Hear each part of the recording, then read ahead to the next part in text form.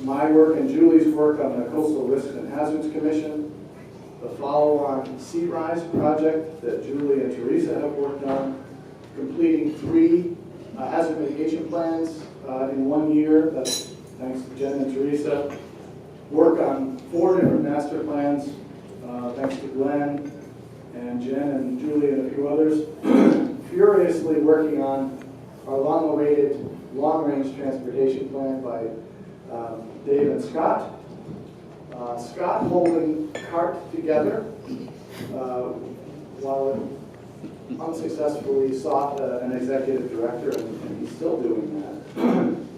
Assisting towns with their ADU compliance issues and headaches that came about this year, which I think have mostly been successfully resolved. Getting very close to finishing our Herculean effort of analyzing and assessing the 1,300 culverts, stream crossings in our region, thanks to Jen and her team of interns. A brand new land use coverage that's just been completed, thanks to Christian and Rob. And Christian, for those who haven't met, he's over there. And he's our new transportation GIS analyst. Great to have him. And finally, a new UPWP and all of the incessant battles that go along with that Dave has to mostly put up with. So those are the things that we've been working on, and beginning some important new things as well. There's Julie's High Watermark Initiative, which is going to be an important education tool for communities to give them a visual presentation of what their flood vulnerabilities are. Defining a technical assistance program for the MS2 program, which many of our communities are going to be depending on us to help them with. And my personal favorite, showing some good old planner love to the Powwow River watershed by beginning that multi-year initiative to begin to build toward a watershed management plan for that neglected watershed. And many of these things you can read about in the handout, in the one-pager or two-pager update that Glenn put together if you want to know more about any of that stuff. 2 other very important things went on this year. First, we started implementing the strategic plan that we've been working on for the past 18 months or so. And really produced the first tangible product. And that you have in front of you, hot off the presses today, as a matter of fact, this services catalog. And why is this important? Well, the strategic plan really identified 2 things that we need to do much better if we're going to survive and thrive in the future. One is we have to communicate to our member communities much better about what we do and why it's important. And secondly, we have to promote the services that we can do and we can offer them as a way of shoring up our eroding federal and state support dollars and sources. And this service brochure brings both of those things together. It does communicate the kinds of capabilities we have and the work that we do, but it also is meant to be, we planners never like to think about it like this, at least I don't, but it's a marketing issue. We need to market our services if we are to become more self-sufficient. And that was the conclusion of the strategic planning group. And this is, I think, a major step that we're taking to help bring that about. Another related step is this, the survey that we hope that you and your colleagues, local officials in your community will take, so that we can get some feedback about what things we do well, what things you want more of, what things you don't care so much about. That's really important to help us define where to put our emphasis in the future.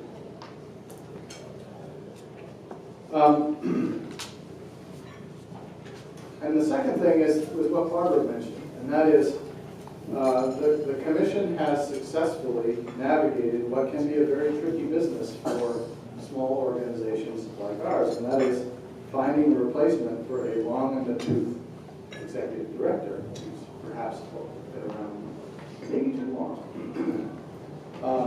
And thanks to a very skilled leadership of the search committee that Barbara mentioned, and the board, and the well thought through process that they created, I think it will be minimally disruptive. And more importantly, I think you found a new director who's a great fit, a perfect fit, I would say, for this organization in a lot of ways. So I think things will go well. And I think in many ways Tim is exactly the right person to carry that strategic plan forward and to start working on some of these initiatives. So that's what we've been up to. It's been a busy year. And not just at the staff. I mean, this has involved the commission and the commissioners as well. Along the way, we also overhauled the personnel policies and the bylaws of the commission, thanks to the work of the executive committee primarily and of the bylaws committee. So, before turning this back to Barbara, one last little thing, and that is that I wanted to take a moment to take that quick look back, because I think it reveals something that speaks to sort of where we are right now. When I started with this agency, it was even before I was the director, it truly was in its infancy. And Ken and I were reminiscing about that earlier today. I think he's the only one in the room, other than Annette. No, Annette? Not even Annette. The only one in the room, not even Mary, because that was a few years later, but knew me then. And I had a full head of hair. The agency really was... That's the only difference.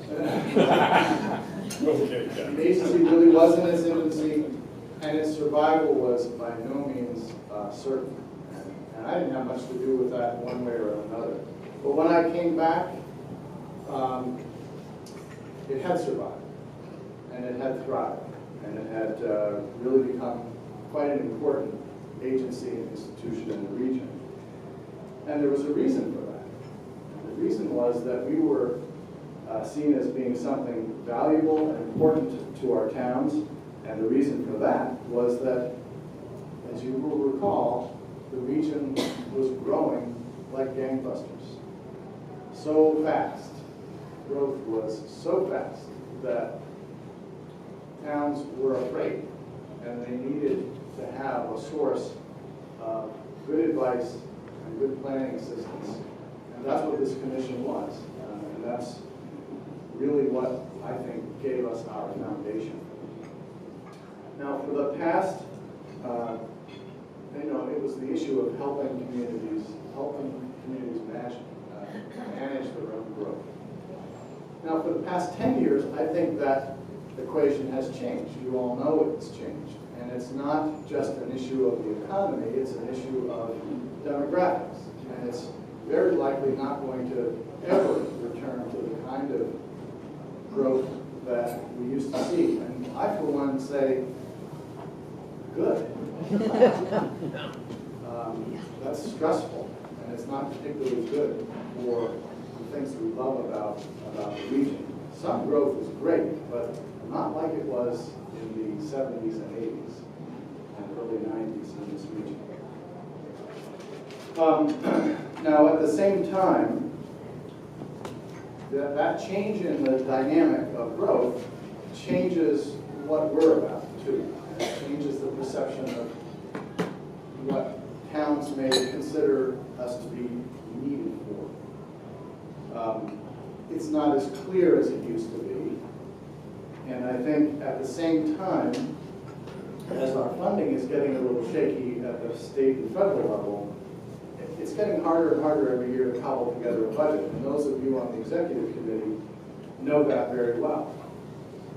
So these two things, So what are we for now? If it's not to help communities manage growth, well, that is a piece of it, for sure. If it's not to help communities manage growth, what are we here for? Well, I think the analogy is, if you look at a town itself that has sort of matured away from managing its very rapid growth to what comes after that. What comes after that is improving itself, is enriching itself, is in redeveloping itself to a better place, not having to deal in this sort of breathless way with keeping up with really fast growth. So it's a great opportunity instead to really begin to focus on how you make your community better. Focus planning efforts on that and not on simply building the next extension onto the elementary school or passing a growth ordinance. These are much more productive things to be working on, in my opinion. And there are lots of communities in this region that have been doing that have been using this enrichment phase. And that's what I think of it as. So, planning has changed. We've moved away from that era of planning as growth management and more to an era of planning as community building and enhancing. So yes, for us as a commission, there are headwinds. There are funding headwinds. There are issues about making people understand what we do and what we're for and how we're useful. But when I look at what's happening now, I'm very optimistic about the agency for a number of reasons. One is we have a fantastic staff.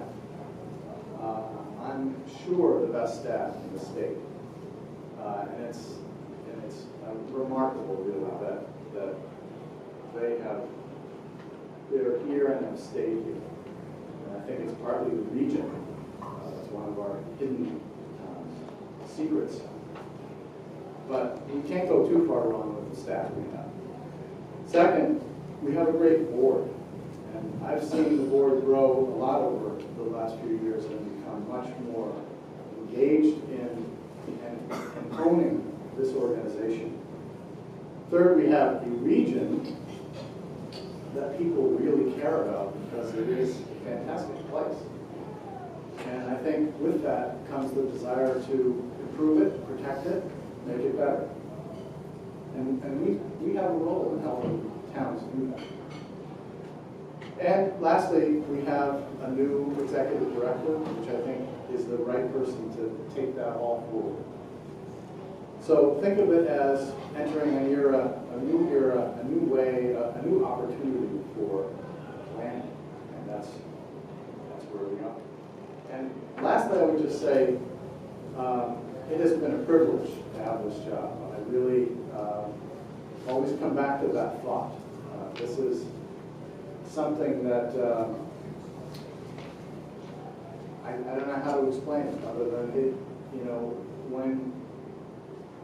when an organization or a society gives someone the opportunity to lead an agency whose job it is to sort of look out for the well-being of an area, a region, that's an incredible privilege, and I remember that. I don't take that for granted, and I thank you very much for giving me that privilege. Thank you.